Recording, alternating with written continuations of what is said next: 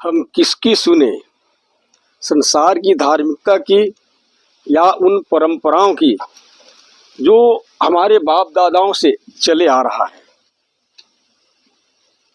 क्या संसार की धार्मिकता से और उन तमाम परंपराओं से हमारा उद्धार संभव हो सकता है? आइए इस प्रश्न पर हम एक बार विचार करके देखें। क्या वास्तविक में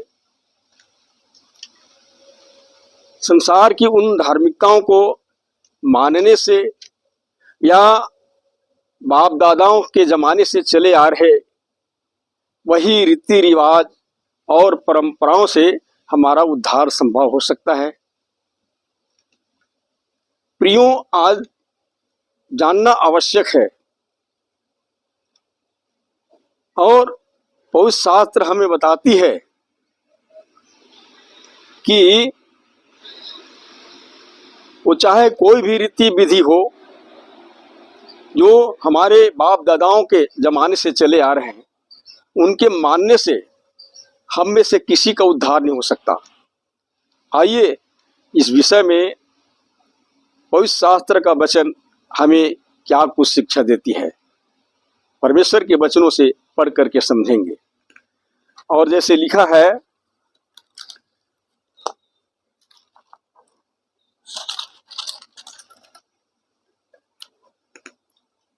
क्योंकि तुम जानते हो कि तुम्हारा निकम्मा चाल चलन जो बाप दादाओं से चला आता है, उससे तुम्हारा छुटकारा चांदी सोने अर्थात नाशवान वस्तुओं के द्वारा नहीं हुआ। जी हाँ मेरे प्रिय भाई बहनों, यदि किसी का उद्धार हुआ है या किसी का उद्धार होता है या किसी को छुटकारा प्राप्त होता है, तो वो हमारे बाप दादाओं के जमाने से चले आ रहे किसी भी प्रकार की रीति रिवाज या धार्मिक परंपराओं के द्वारा संभव नहीं हो सकता। आइए और जानते हैं परमेश्वर के वचनों से हमें और क्या कुछ शिक्षा मिलती है। और जैसे लिखा है, हे कपटियों, यशायाह ने तुम्हारे विषय में यह भविष्यवाणी ठीक ही की है। ये लोग तो होठों से मेरा आदर करते हैं, पर उनका मन मुझसे बहुत दूर रहता है और ये व्यर्थ मेरी उपासना करते हैं, क्योंकि मनुष्यों की विधियों को धर्मोपदेश करके सिखाते हैं। और आज यह देखा जाता है कि जो हमें सच्चे ईश्वर की उपासना करनी चाहिए और जिस तरह से करनी चाहिए, हम उस तरह से उपासना नहीं कर पाते हैं। और सचमुच में हम परमेश्वर का आदर को होठों से तो करते हैं, लेकिन हमारा हृदय परमेश्वर से बहुत दूर रहता है। और जहां तक देखिए तो लोग जो है मनुष्यों की रीति विधि को ही धर्मोपदेश करके सिखाते हैं कि हमें ये करना चाहिए, वो करना चाहिए, ये करना चाहिए कि वो करना चाहिए। लेकिन पवित्र शास्त्र का वचन हमें यह भी बताती है कि हमारे धार्मिकता के सब काम मैले चिथड़े के समान है। और जैसे कि पवित्र शास्त्र का वचन हमें बताती है,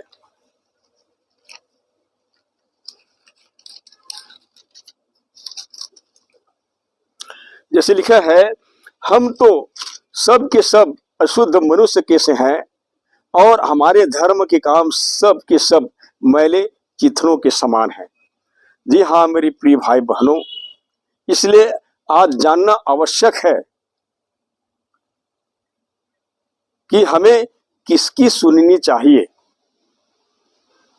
और इस प्रश्न का सही उत्तर यही हो सकता है, हमें उसी की सुननी चाहिए जो अनंत जीवन लेकर आता है या जो अनंत जीवन लेकर आया है और जो अनंत जीवन की बातें बताता है, हमें उसकी सुननी चाहिए। और आइए इस विषय में एक बहुत ही अच्छा मार्मिक भेद की बात जो पवित्र शास्त्र हमें बताती है, पढ़ करके समझेंगे। और जैसे कि लिखा है,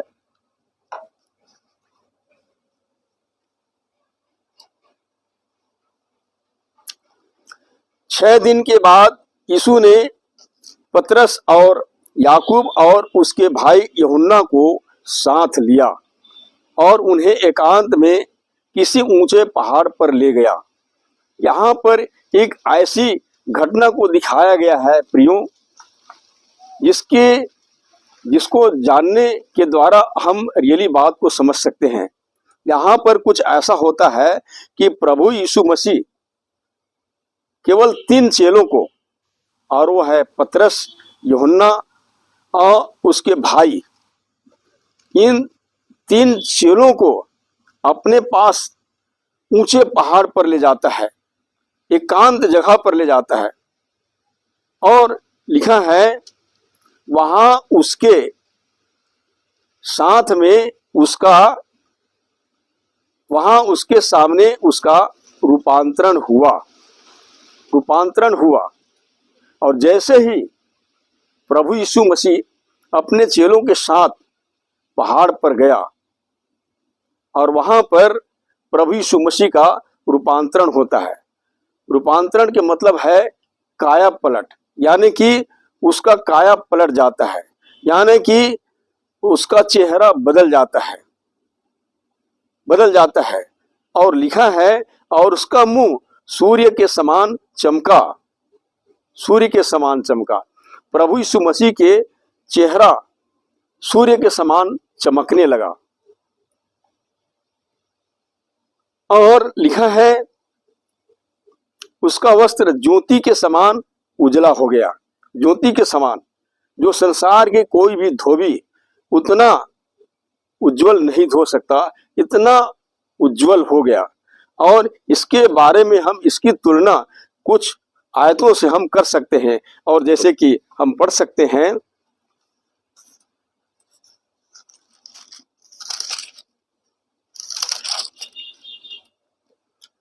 उसका रूप बिजली का सा और उसका वस्त्र पाले के समान उज्जवल था,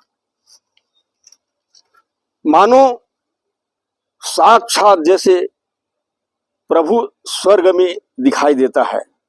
इसी के समान प्रभु यीशु मसीह का चेहरा सूर्य के समान चमकने लगा और उसका वस्त्र जो है बहुत ही उज्जवल हो गया। एक इसकी तुलना हम एक आयत से और कर सकते हैं, जैसे कि लिखा है, मैंने देखते देखते अंत में क्या देखा कि सिंहासन रखे गए और कोई अति प्राचीन विराजमान हुआ। उसका वस्त्र हिम का सा उजला और सिर के बाल निर्मल ऊन सरीखे थे। उसका सिंहासन अग्निमय और उसके पहिए धधकती हुई आग के से दिखाई पड़ते थे। मानो प्रभु यीशु मसीह जहां स्वर्ग में विराजमान था, वहां की चमकीले वस्त्र और वहां की चमकने वाले चेहरे प्रभु यीशु मसीह की चेहरा चेलों को दिखाई दिया, रूपांतरित चेहरा दिखाई दिया।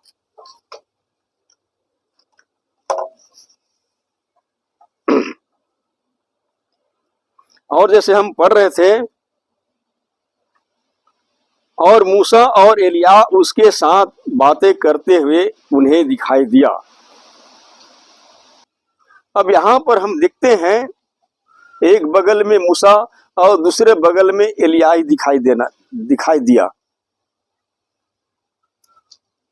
मूसा चूंकि व्यवस्था को लेकर आया था और एलिया धार्मिकता को लेकर के आया था। हम देखते हैं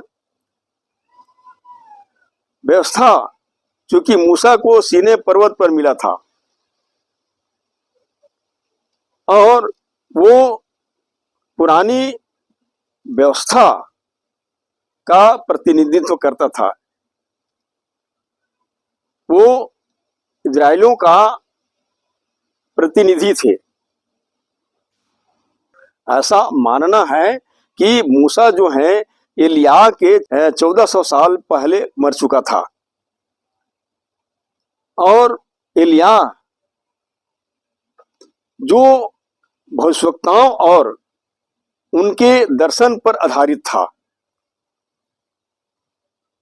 जो हमें राजा अहाब के दिनों में देखने को मिला और यीशु मसीह के रूपांतरण के 900 साल पहले बवंडर द्वारा उसे उठा लिया गया था। और ये दोनों प्रभु यीशु मसीह की मृत्यु के विषय में चर्चा कर रहे थे। ये दृश्य चेलों को दिखाई दिया, एक बगल में एलिया और दूसरे बगल में मूसा।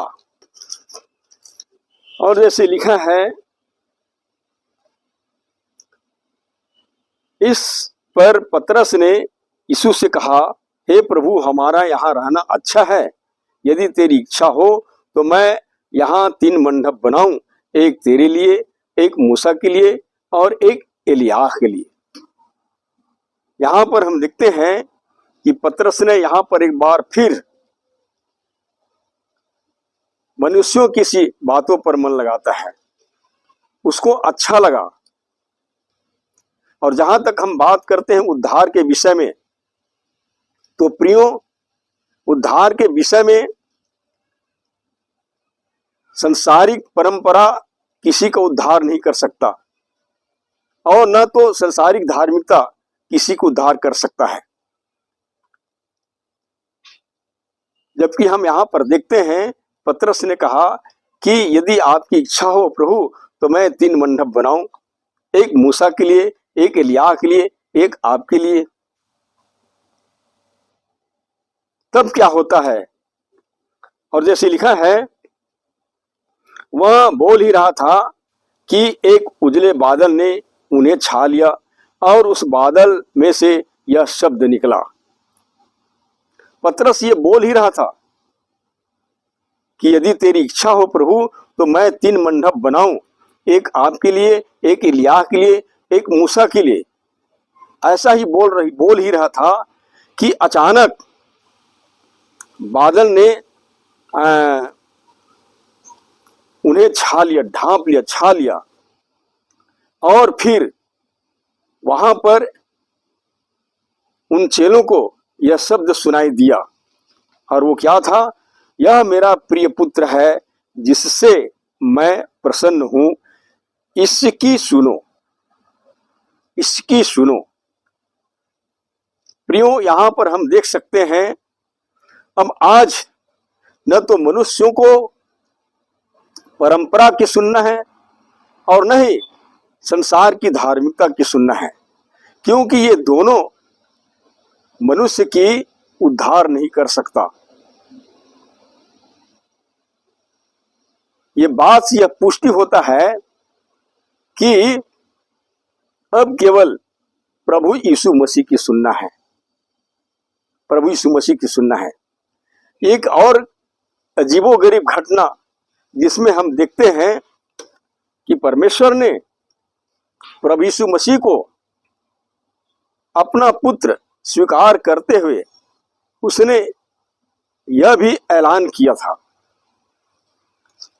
और जैसे लिखा है, और यीशु बपतिस्मा लेकर तुरंत पानी में से ऊपर आया और देखो उसके लिए आकाश खुल गया और उसने परमेश्वर के आत्मा को कबूतर के समान उतरते और अपने ऊपर आते देखा। और देखो यह आकाशवाणी हुई, यह मेरा प्रिय पुत्र है जिससे मैं अत्यंत प्रसन्न हूं।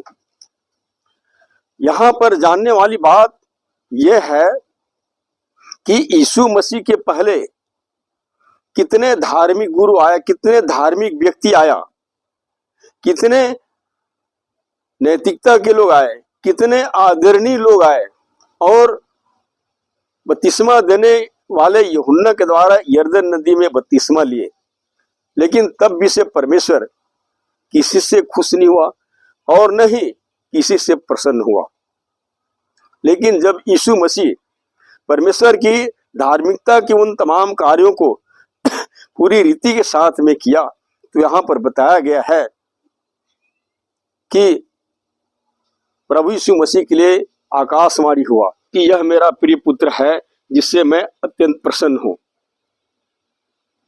इससे यही साबित होता है प्रियो कि यीशु मसीह ही परमेश्वर का पुत्र है और उसी की सुनना है, क्योंकि परमेश्वर आज अपने पुत्र यीशु के द्वारा हमारे से बातचीत करता है।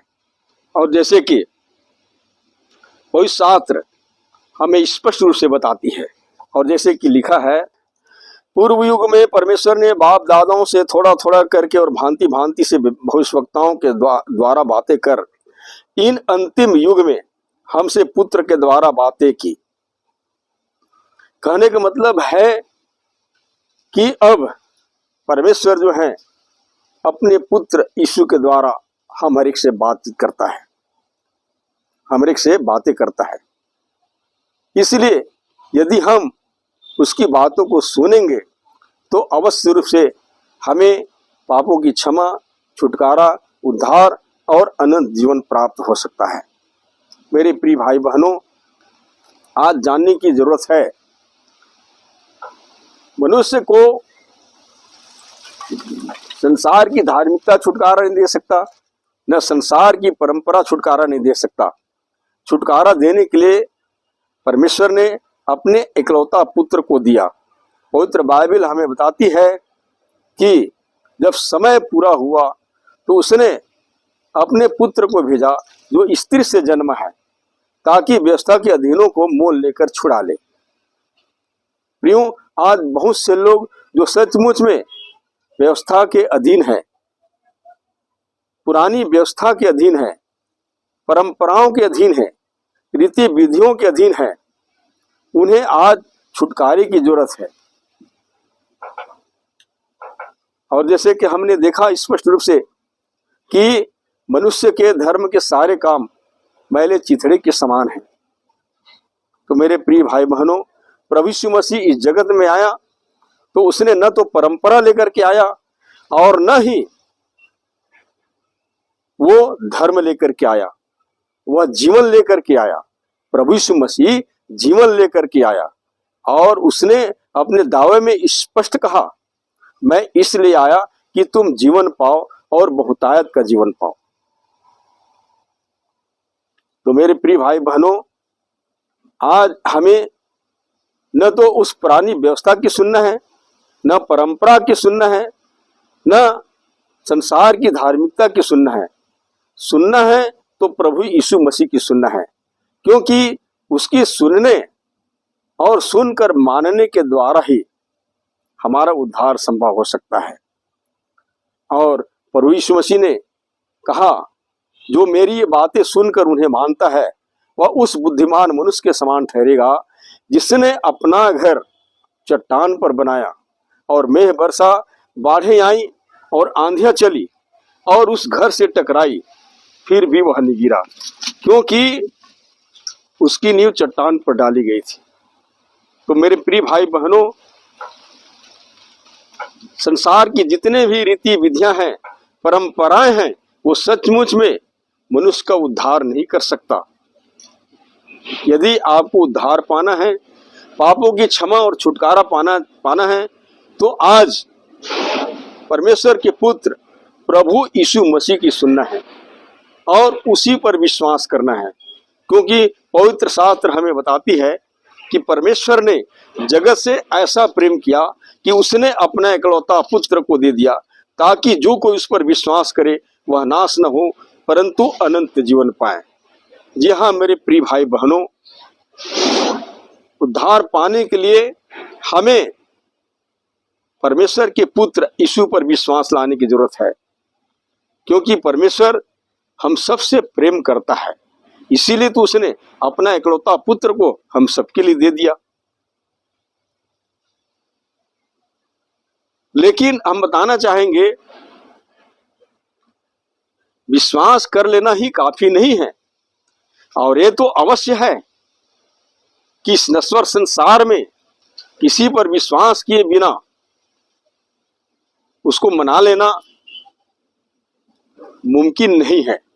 और पवित्र बाइबल भी हमें बताती है, विश्वास बिना उसे यानी कि परमेश्वर को प्रसन्न करना अनहोना है, क्योंकि उसके पास आने वालों को विश्वास करना चाहिए कि वो है और अपने खोजने वालों को प्रतिफल देता है। तो जी हाँ मेरे प्रिय भाई बहनों, हम प्रभु यीशु मसीह पर विश्वास लाएं, उसकी सुसमाचार पर विश्वास लाएं और अपने तमाम पापों से मन फिराकर प्रभु यीशु मसीह का अंगीकार करते हैं और प्रभु यीशु मसीह के नाम में बपतिस्मा लेते हैं, तो अवश्य रूप से हमें पापों की क्षमा, छुटकारा, उद्धार और अनंत जीवन मिल पाना संभव हो सकता है। बस यही उम्मीद के साथ परमेश्वर आप सबको आशीष दे। धन्यवाद।